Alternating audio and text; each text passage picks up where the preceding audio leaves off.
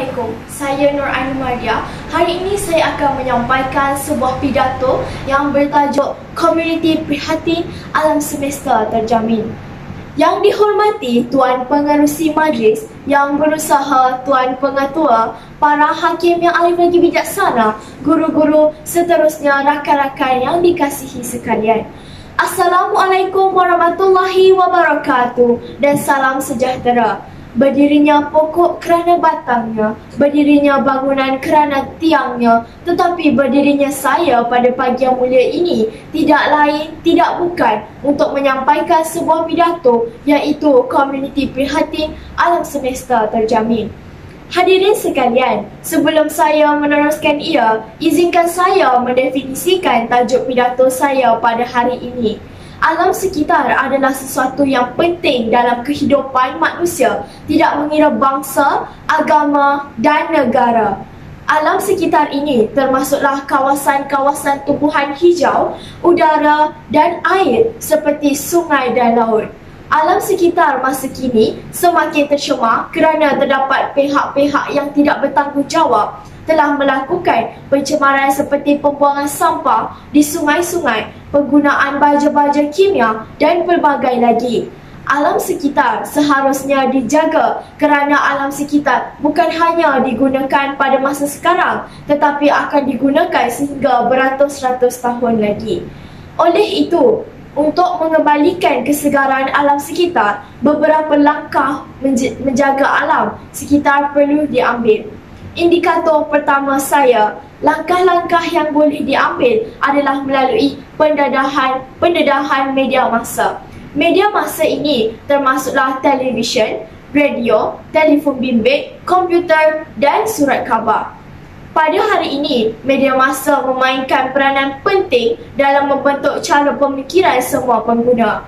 Media masa kini perlulah lebih banyak memberi maklumat tentang isu-isu pencemaran alam sekitar, terutamanya dalam siaran-siaran di televisyen. Hal ini kerana televisyen adalah satu media elektronik yang hampir dimiliki oleh setiap keluarga atau individu di setiap pelosok dunia. Hal ini sedemikian kerana setiap manusia atau individu perlu mengetahui tentang keadaan alam sekitar yang semakin tercemar dan perkara yang sepatutnya dilakukan oleh mereka untuk menjaga alam sekitar. Surat khabar dan majalah pula adalah media yang banyak mendedahkan tentang isu pencemaran alam sekitar. Pihak-pihak berwajib sepatutnya mendedahkan isu-isu pencemaran ini dengan lebih luas di jaringan-jaringan internet kerana masyarakat kini lebih banyak menggunakan media tersebut berbanding media-media lain. Hadirin yang dirahmati, indikator saya seterusnya, langkah untuk menjaga alam sekitar ialah melalui kempen alam sekitar. Antara kempen yang boleh dilakukan ialah kempen Cintailah Sungai Kita, kempen Kitar Semula, Sahabat Alam dan sebagainya. Dalam kempen-kempen ini, masyarakat akan didedahkan tentang pentingnya menjaga alam sekitar dan cara-cara menjaga alam sekitar seperti menguruskan sisa-sisa pembuangan supaya kurang memberi pencemaran. Kempen Kita Semula pula dapat menggalakkan pengguna supaya mengitar semula bahan-bahan yang boleh dikitar semula. Dengan itu, masyarakat akan dapat berjimat cermat dan dapat mengurangkan pencemaran alam sekitar. Dalam kempen alam sekitar ini juga, aktiviti-aktiviti seperti penanaman pokok-pokok bunga dan membersihkan kawasan-kawasan yang kotor boleh dijalankan. Indikator terakhir saya ialah melalui penggunaan teknologi moden yang mesra alam. Pengguna teknologi moden untuk mengurangkan pencemaran alam sekitar adalah amat penting. Pengguna teknologi moden dapat mengawal dan mengurangkan pencemaran dengan lebih cepat dan efektif.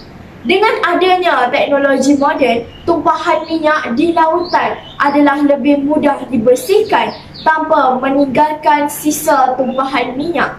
Selain itu, dengan menggunakan teknologi moden, kita dapat menjalankan aktiviti kitar semula, bahan-bahan buangan dan sisa-sisa pepejar.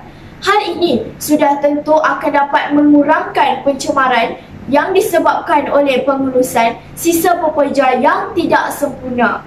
Penggunaan teknologi moden seperti penapis udara yang dipasang pada exhaust kenderaan dan cerobong asap kilang-kilang perindustrian telah dapat mengurangkan kadar gas karbon monoksida yang dilepaskan. Hal ini dapat mengurangkan kadar pencemaran udara.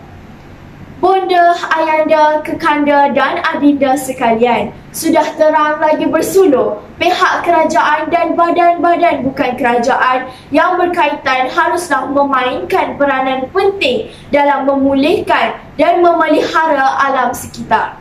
Sebagai golongan yang mendapat mandat, mereka pasti dapat menjaga alam sekitar. Sebelum saya mengundurkan diri, izinkan saya menyampaikan beberapa rangkap pantun. Kalau ada jarum yang patah, jangan disimpan di dalam peti. Kalau ada silap dan salah, jangan disimpan di dalam hati. Sebelum lidah menyudahi kata, sebelum kata menamatkan bicara, ampun diri beribu dipinta saya sekiranya terlanjur tutur dan kata. Akhirul kalam bunga cengkeh, bunga katan terima kasih. Syukran jazilan. Sekian wabillahi taufiq wal hidayah. Wassalamualaikum warahmatullahi wabarakatuh.